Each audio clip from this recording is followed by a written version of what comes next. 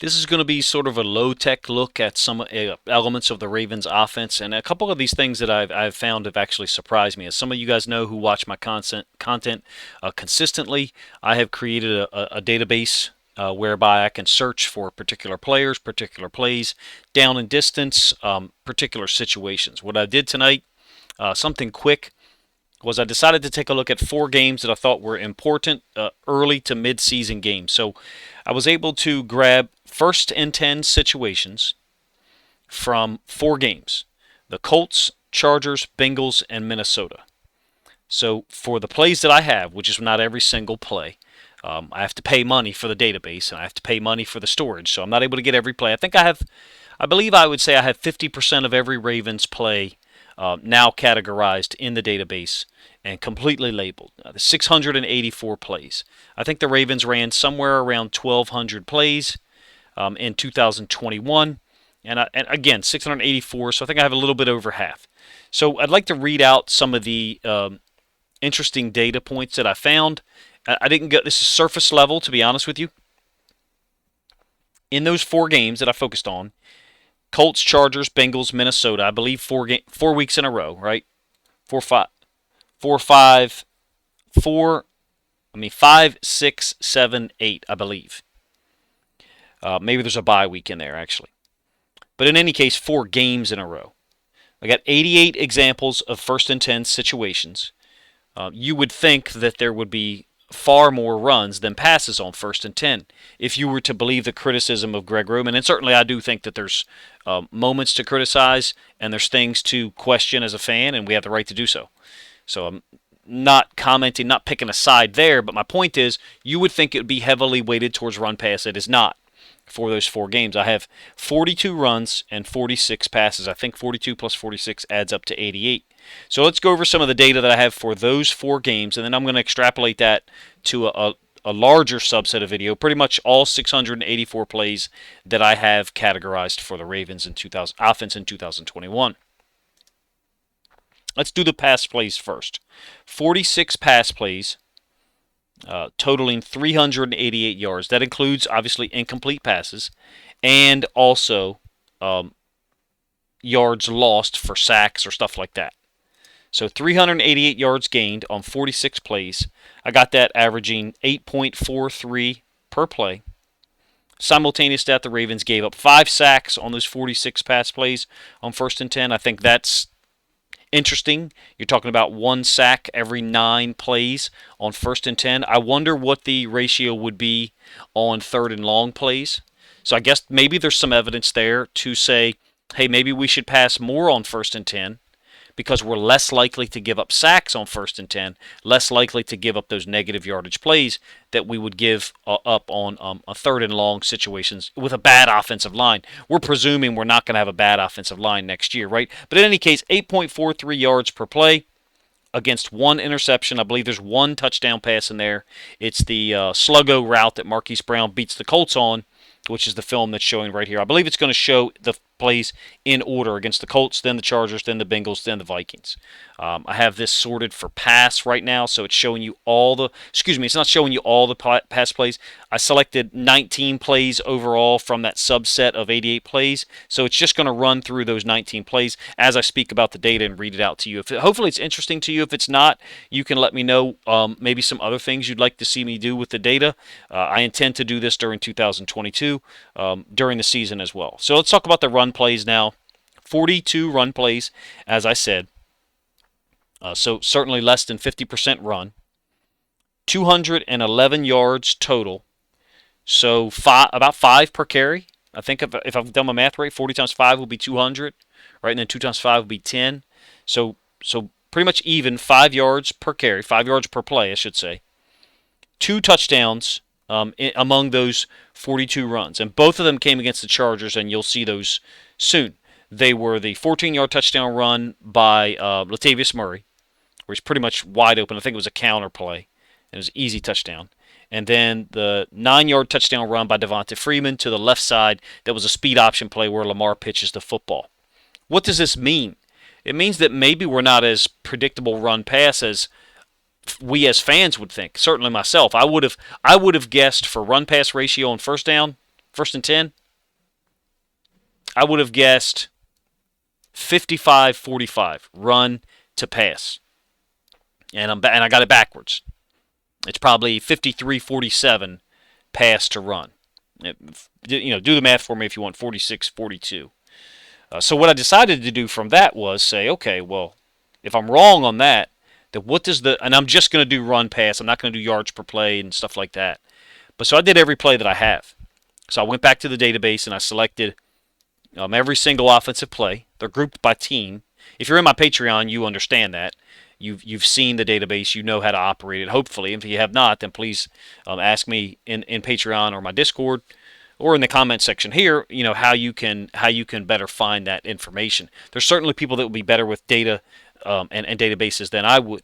I know football, and I know what run-pass ratios look like. I would have presumed it would be bigger than this. I would have presumed it would be skewed more towards run. So ready, here we go. All 684 plays in the database. I have 203 instances of first and 10 for the Ravens. That sounds a little light. Just my impression is that there should be more. I would think it'd be 270, 260, somewhere around there. That's just my instinct. But in any case, 203 instances of first and 10 that I have in the database, completely labeled, and the run-pass ratio is shocking to me. 89 runs, 112 passes. Now, we do know that near the end of the season, the run-pass ratio gets skewed because we have Josh Johnson or Tyler Huntley at quarterback, and we're throwing the ball earlier on downs in those short passes where they're just getting the ball out as quickly as possible because A, they're not as confident as Lamar Jackson in their scrambling ability. B, they don't know the offense as well as Lamar does. And C, they understood that the offensive line was no good, so they had to get rid of the ball quick. So they read low to high or low to deep, short to deep, as opposed to Lamar, who read things, according to whatever the coaches wanted him to do. We still got pass plays running here. I think it's 19 plays. Maybe it's more than that. I don't intend for this video to be anything where I'm trying to instruct. I'm just reading out the data that I have in my database and offering to you, or wondering openly, are the Ravens going to be? Let me start that sentence over. With a completely healthy team in 2021, would the Ravens have been less predictable offensively? And so moving from that, some of the criticism of Greg Roman is certainly, and the offensive staff, hopefully if you're criticizing Greg Roman, you're criticizing the entire offensive staff. If you're not, you're a hypocrite. So, but in any case, hopefully the criticism is based on the last 7 or 8 games that we saw, which makes sense. I mean, we all should be critical, right? The offense stunk in those last 7 or 8 games. Of course, we're playing without Lamar Jackson, J.K. Dobbins, Gus Edwards, all of those guys. So I get it. Now we're on to the run plays. Here's the speed option play to Devonta Freeman to the left boundary side against the Chargers. You get the end zone angle too. What can we extrapolate from it? Like I was trying to say a moment ago, hey, maybe we're less predictable when we're completely healthy and the offense looks, quote, better. It looks smoother. Depending on what the Ravens do in the draft, who they go ahead and go get, you may be looking at even more skewed towards pass on first and 10. Now we know the Ravens' run-pass ratio this year was skewed completely towards the pass. I think the Ravens were 42% run this year. It may have been lower than that. So it may have been 39. I should have looked it up before doing this video. Any of you guys could look it up and put it in the comments section. I do know that we were way more weighted towards the pass because A, we were not as good of a football team. B, our run game wasn't as good because our 2 best running backs were out. I guess technically our best 3 running backs were out. But I would offer that, Tyson Williams would be the 3rd best guy if everyone was healthy and given an even opportunity to run the football. Where do we go from there as fans? What do we expect? We definitely want to run the football. We definitely want to run the football. We got J.K. Dobbins and Gus Edwards. I mean, you want to get those guys to football. You want to let them attack. You want to let our offensive line attack people, right? At least I hope you do. And you want to control the game and you want to decide when you're going to take shots downfield, when you're going to take shots with the play action pass. That is one thing that I noticed, and I didn't make note of it while the video was running, but as I looked through the data on the 1st and 10 pass plays, there was a lot of play action pass in there. Makes sense. You're using the run to set up the pass. I offer to you that slow down a little bit on lumping the Ravens offense from 2021 in with the 2019 and 2020 offenses. Of course, 19 and 20 was more effective, right, than the 21 offense. But we know there's 2 seasons in there in 2021. There's the Lamar season up to the point where he gets hurt, and then there's all the stuff that happened after him. I believe that up through this Minnesota game, which is where I ended my initial data search, up through the Minnesota game, I would offer to you that the Ravens' passing game was advanced, had developed, had improved. And if you don't see that, like, I don't know. I mean, I don't know what to tell you.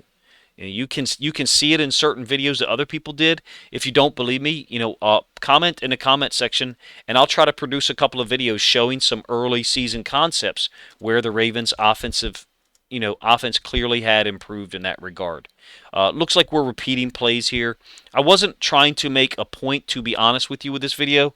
I really was just trying to show what the database can do. Selfishly, I'm kind of proud of the work that I've done and some other people have done in it. I think it's going to be really effective in 2022. I'll be able to go back and find plays from week 2, for example, or week 5. As the season goes on, I'll be able to go grab plays because I'll have them labeled. I'll have the information. And if you're not sure what I mean, the information, let me get to where the screen is easier to see. All right, so we better now. The information is displayed up here. I can hide the information if I wish. But I want people to be able to see it. I mean, obviously, I want people to join my Patreon. I want them to have access to this. I have stated multiple times I would like for people to use my database and my work to create content of their own. I would love to see that. I would love to see people watching some of what I'm doing here and saying, "Oh, I would like to produce content, and I'd like to show." All of the power plays the Ravens run, or I'd like to show all of the smash routes that they run, or all the mesh routes, whatever. I mean, I think that'd be awesome. That's not the point of this video, though, to be honest with you. The point of the video was for me to just read out the data, 1st and 10, from those 4 weeks, Colts, Chargers, Bengals, Vikings. We were actually more skewed towards the pass. Now, we were trying to come back in 3 of those games. Colts, Bengals, and Vikings, right? So that impacted the data as well. I didn't mention that earlier. Then when I extrapolated it for the whole season, 112 passes and 89 runs on 1st and 10 for all of the plays that I have labeled in the database. That I find to be really interesting. Nothing definitive that I'm trying to draw from this video, from my commentary, just honestly trying to show off what we can do in the database and asking you guys what is some information or data or patterns that you think would be interesting to include in videos, maybe not now during the off season, but during the season.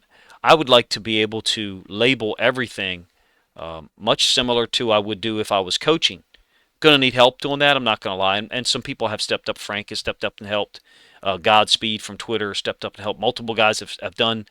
A couple other guys have as well, and forgive me for not mentioning all the names. It would be fun for a community of Ravens fans and film analysts to have data that other NFL teams are not able to input. And I intend to put in some data for other top AFC teams. The AFC race is going to be unbelievable this season.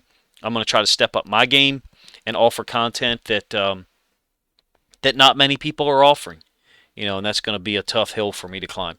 Let me know what you guys think of this 1st and 10 data that I've presented. If you have any thoughts or ideas about what I should be doing or what I could be doing with this information and with this work and time that I've put in, it's actually a whole lot of fun for me to do.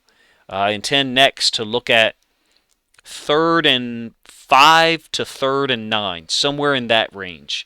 So I intend to package those plays together and then look for patterns, conclusions, things to say. Of course, we know the Ravens offense was completely compromised even before Lamar went out against the Browns. And once he was out, the Ravens offense was was really, really compromised.